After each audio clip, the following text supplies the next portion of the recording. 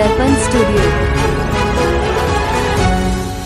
नमस्कार, নিউজ বরাক দর্পণ স্টুডিও থেকে সবাইকে আবারও শুভেচ্ছা।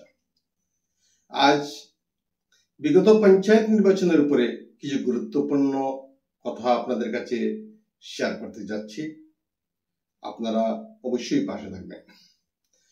বিগত পঞ্চায়েত নির্বাচনে দীর্ঘ বিরতির পর পঞ্চায়েত সভাপতি ও উপসভাপতি নামের তালিকা তৈরি করতে ব্যস্ত বিভিন্ন রাজনৈতিক দলের পদাধিকারীরা।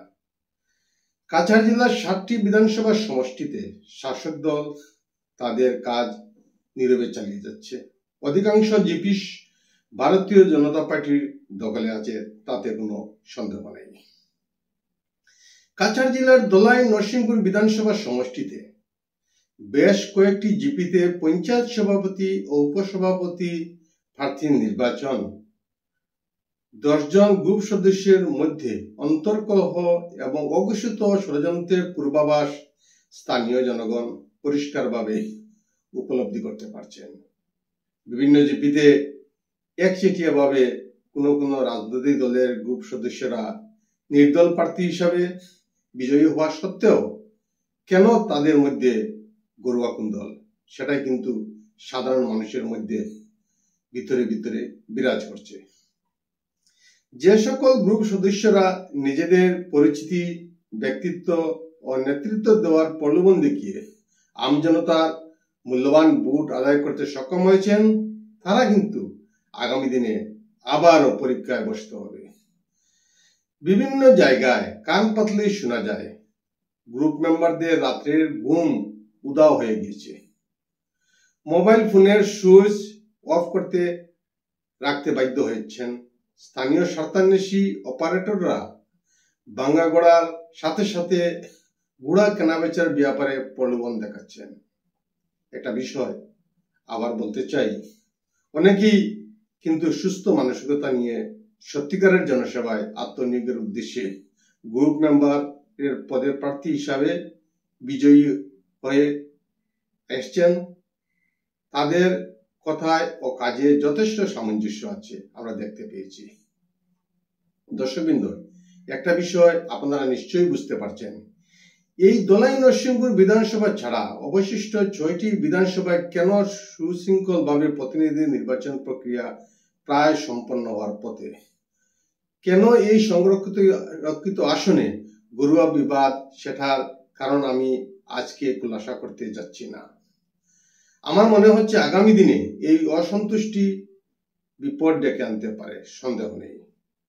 এই সম্পূর্ণ ঘটনাচক্রে কে বা কাহারা অতর্কিতে মুখ্য ভূমিকায় কাজ করছেন, বুদ্ধিজীবী মহলের কাছে সেটা কিন্তু পরিষ্কার।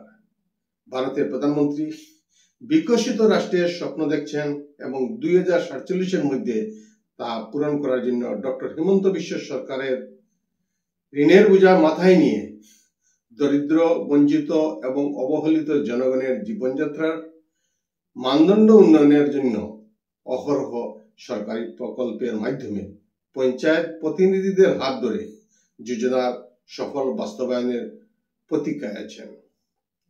তা কতটুকু সফল হবে সময়ই কথা বলবে। কথা প্রসঙ্গে একটি বিষয় না বলে পারছি না।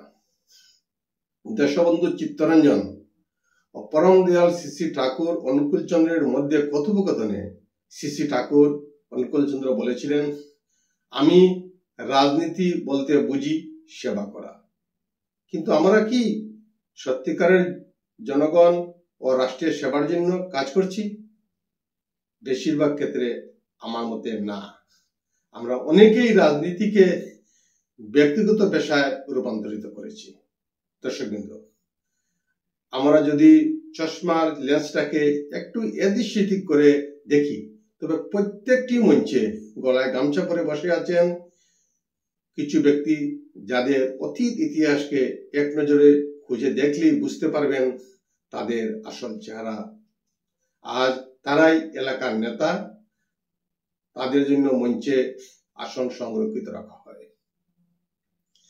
রাজনৈতিক দলের প্রতীককে কাজে লাগিয়ে আদা ব্যাপারী জাহাজের খবর নিচ্ছে। শুধু দর্শকবৃন্দ, আমি বাস্তব কথাগুলো বলছি। অনেকের গায়ে কাটা লাগবে, সেটা সত্যি। বর্তমান সময়ে বেশিরভাগ ক্ষেত্রে রাজনীতিতে ভালো চরিত্রবান ব্যক্তির কোনো কদর নেই। যারা দোকানের মালিকের কথায় উঠা বসা করবে, মালিক তাদের জন্য সেবায় নিয়োজিত থাকবে। একজন সাধারণ বিশ্বস্ত কর্মচারী কোটি কোটি টাকার সম্পত্তির মালিক হতে পারবে বিনা ইনকাম ট্যাক্স, বিনা সিবিআই এর কবলে পড়ে।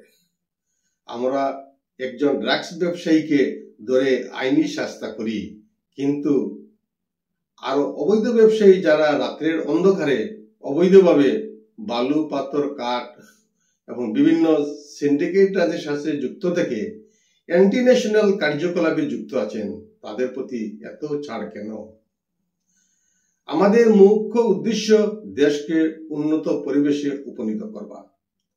আমার মনে হয় প্রত্যেকটি রাজনৈতিক দলের উচিত প্রতিনিধি মনোনয়নের ব্যাপারে প্রার্থীর বায়োগ্রাফি নিরপেক্ষ তদন্তের মাধ্যমে তৈরি করা হোক, তবেই বোঝা যাবে প্রার্থীর আসল গ্রহণযোগ্যতা।